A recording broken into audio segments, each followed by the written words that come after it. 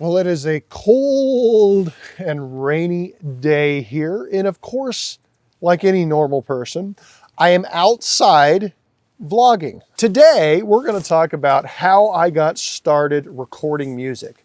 Let's get started. You know, I like talking with this hammer. It makes me feel like I'm conducting. When I was 14 years old, I told my parents that I wanted to start recording music. It just sounded like a really fun process and I couldn't wait to get started. My dad had a friend by the name of Mark Prowse. He owned a home recording studio.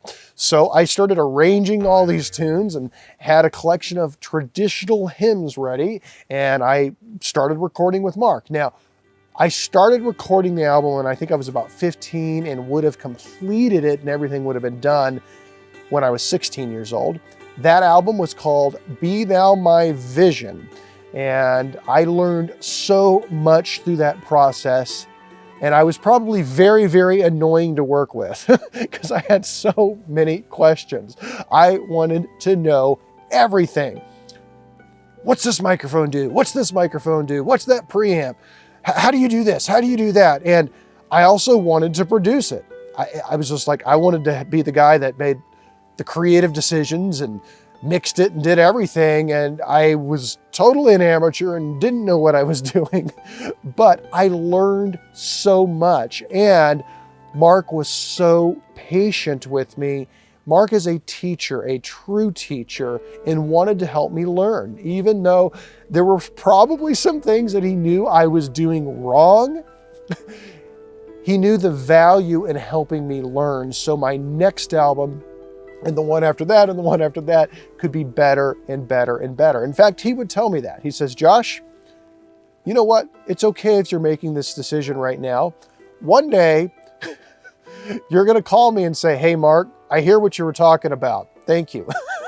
And then the next step after I released that album was I had to sell it. And I actually ended up selling about 3,000 of these. I remember my mom would take me to like these shopping centers or whatever, and I would just walk around with the CD and walk into stores and be like, hi, I'm Josh. Will you please sell this? Or, you know, I would get involved in going and trying to find concerts and events, or even go out on the street corner, you know, and play. I found a couple of businesses that would actually hire me and pay me some money, and I would stand out there, play, sell the CDs, and it was a lot of fun. Now, believe it or not, I actually don't even own a copy of this album today. But I remember when I sold my first international order through my website. I learned how to build websites when I was about 15 too. So I built my own website and found a way to sell it. And I was like, oh man, somebody in Japan, Mom, just bought one. So cool, we gotta ship this. So we both go down to the post office and fill out my first international customs shipping, thing. Believe it or not, last year we were in Japan and we stayed with some people, and they showed me, oh, Joshua, look at this. We have your CD. I was like, what? That was you? You're kidding me. This is so cool. And they had me sign it. Here's a picture of it right here. And that's just a really cool memory. If you would like to own my music, you can buy the CDs through my website, joshuamessick.com. If you're interested in the entire complete collection, you can save $35 by following the link in the description below. If you'd like to snag a digital copy, you can do that on iTunes, Amazon, MP3, or other online services. When I was 17 years old, I created my second album, Stillness. And on this album, I started collaborating with more professional musicians. One of those was Max Dyer, and I'd like to tell you a really cool story. When I was about 14 or 15 years old, I was listening to the album Freedom by Michael W. Smith. And there was this track that had cello on it. The name of the song was Cry of the Heart. And the cello was just so gorgeous. I remember praying, dear God, if I could ever play with a cellist that good one day, I sure would appreciate that. Mark had a friend named Austin who was a true professional producer, and Austin had recommended this gentleman by the name of Max Dyer as a cellist. So I called up Max just out of the blue one day, and my, squeaky 17-year-old voice said, "Max, will you please record on my album? I'm making one, and I play hammer dulcimer." And Max said, "Oh, I sure would love to do that. That would be great." So Max shows up, and he says, "I can't believe it. I've just done the dumbest thing I've done in a long time. I forgot my cello." I was like, who is this guy that I hired? He shows up to a session and forgets his cello. So waited about 45 minutes, and he shows up again, and he's like, "I've got my cello now. Let's go." And he sets up and starts playing, and my jaw literally hit the floor. I was like, this is unbelievable. It is so, so good. And he recorded like the entire, album, all the tracks in less than 2 hours, which is unbelievable. Well, we go back to the mixing room after we've recorded, and on the mixing desk, there is this album, Michael W. Smith's Freedom, just sitting there. Yeah, it wasn't mine. Mark had a copy of it. And Max saw that and said, "Oh, did you ever hear that?" I said, "Well, yes, I did." He goes, "Yeah, I played the cello on that." So I do think that it was God's plan for Max and I to connect. We've developed just a wonderful working relationship and a great friendship since then, and Max has appeared on many of my albums. Hey, quick question here.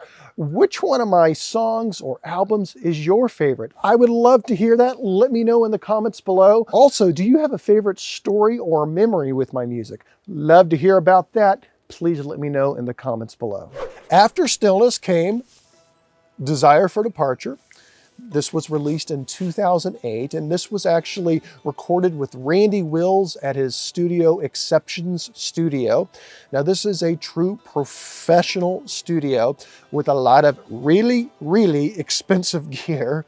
And what I discovered on this album was that I am a composer. I really didn't know that. Randy Wills is the guy that actually said, "Josh, you're a composer. You need to compose." So I thought, all right, what do you think of this song? He said, "It's great. What do you think of this song?" He's like, "Yeah, that's great too." So I just started composing more and more material. And the second song of my life that I ever recorded is on this album. It's called Flames of Joy. And the third song I ever composed was Desire for Departure. I wanted to keep creating more music and learn more and more and more. Randy helped me refine a lot of my playing skills and understanding the recording process, and I just kept on growing and growing and understanding.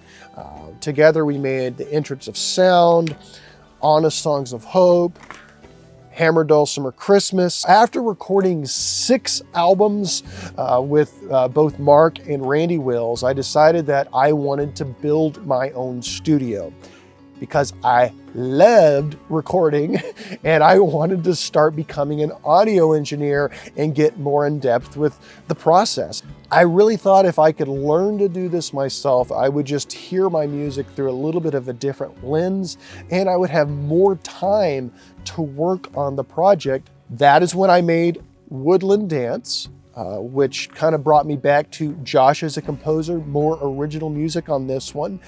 And after making Woodland Dance, I thought, I want to upgrade my studio. And that is when I made Hammer Dulcimer Christmas Volume 2, which at the time of recording this video is my latest album. And I really think that when you listen to that, you will hear the production quality, the recording quality, the arranging and all that. It's just gotten better. And that's been my goal with every single album that I've made, is to try to do a little bit better. I think one of the things that holds artists back is the goal of trying to be perfect. And hey, I'm talking to myself right here. It's not about being perfect, it's about learning.